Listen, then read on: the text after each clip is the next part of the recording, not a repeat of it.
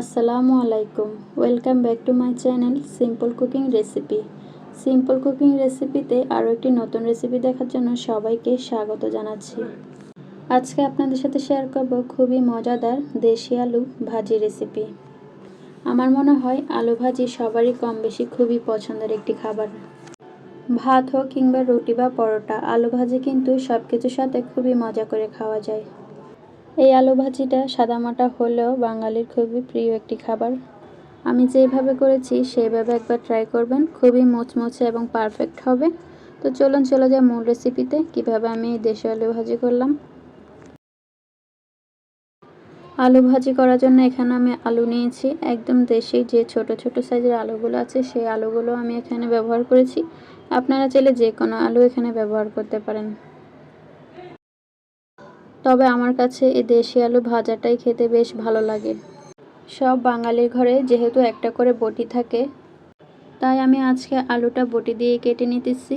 আর আপনারা চাইলে ছুরির সাহায্য করতে পারেন এবং সেই সাথে গ্রেটার দিয়েও গ্রেট করে নিতে পারেন। আলুগুলো যেহেতু সাইজে ছোট, আমি পাতলা পাতলা গোল গোল করে রিং পিসের মতো কেটে নিতেছি আলুগুলো। আপনারা বড় সাইজের আলুগুলো ভাজি করেন, সেক্ষেত্রে আপনারা লম্বা লম্বা স্লাইস করে পাতলা করে কেটে নিতে পারেন। এখানে আমি রিং পিসের মতো কেটে নিচ্ছি, যেহেতু আলুগুলো সাইজে ছোট এবং দেশি আলু। দেখতেই পাচ্ছেন এখানে আলুগুলো আমি কিভাবে কেটে নিয়েছি, একদম রিং পিসের মতো গোল গোল করে কেটে নিয়েছি। আলুগুলো কেটে নেওয়ার পর খুব সুন্দর করে পানি দিয়ে পরিষ্কার করে ধুয়ে নিয়েছি।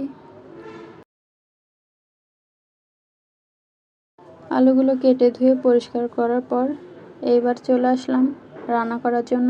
চুলায় একটি প্যান বসিয়ে দিলাম, প্যানে দিয়ে দিলাম সয়াবিন তেল।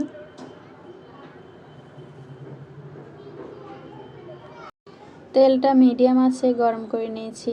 এই পর্যায়ে মাঝারি সাইজের একটা পেঁয়াজ কুচি দিয়ে দিলাম। পেঁয়াজ কুচিটা এবার খুব ভালো করে নেড়েচেড়ে দেব। পেঁয়াজ কুচিটা খুব ভালো করে নেড়েচেড়ে দিয়ে বাদামি রং করে ভেজে নেব। পেঁয়াজগুলো নেড়েচেড়ে দিয়ে বাদামি রং করে ভেজে নিয়েছি। পেঁয়াজের রং যখন বাদামি হয়ে আসবে, এর পর্যায়ে দিয়ে দিলাম কাঁচামরিচের ফালি। আপনারা যতটুকু ঝাল খান ততটুকুই কাঁচামরিচ দিতে পারেন। কাঁচামরিচ দেওয়ার পর আবারও খুব ভালো করে নেড়েচেড়ে দেব। এর পর্যায়ে দিয়ে দিলাম 1.5 চামচ হলুদের গুঁড়া।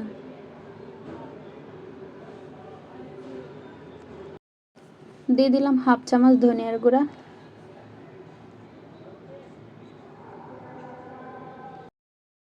মশলাটা যাতে পুড়ে না যায় সামান্য পানি দিয়ে দিলাম। এই পর্যায়ে খুব ভালো করে নেড়েচেড়ে দিয়ে মশলাটা কিছুক্ষণ কষিয়ে নেব। স্বাদ অনুযায়ী লবণ দিয়ে দিলাম। এই পর্যায়ে খুব ভালো করে নেড়েচেড়ে দিয়ে মশলাটা বেশ কিছুক্ষণ কষিয়ে নেব।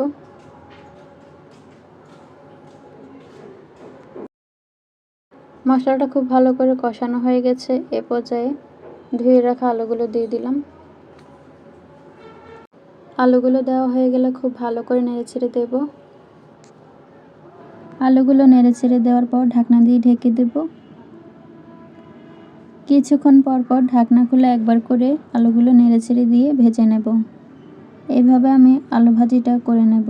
অফ ক্যামেরায় আমি 2-1 বার নেড়ে দিয়েছিলাম।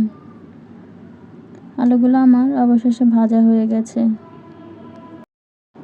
এইভাবে ঢাকনাটা খুলে কয়েকবার নেড়েচেড়ে দিয়ে আলুটা ভেজে নিতে হবে। আলুটা এখানে আমার ভাজা হয়ে গেছে।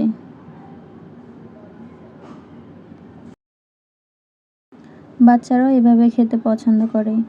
আর বেশি শক্ত করব না। আলু ভাজিটা হয়ে গেছে। এবার আমি নামিয়ে সার্ভ করে দেখিয়ে দিচ্ছি আলু ভাজিটা কেমন হয়েছে। দেখতেই পাচ্ছেন আলু ভাজিটা আমি সার্ভ করে নিয়েছি। তৈরি হয়ে গেল খুবই সহজ এবং মজাদার আলু ভাজি রেসিপি। এটা আসলে খুবই সহজ, যে কেউ করতে পারে। এটা আমাদের দেশে সকালের নাস্তায় খুবই প্রচলিত একটি ভাজি। সাদা গরম ভাত, রুটি, পরোটার সাথে এই আলু ভাজিটি খেতে দুর্দান্ত লাগে।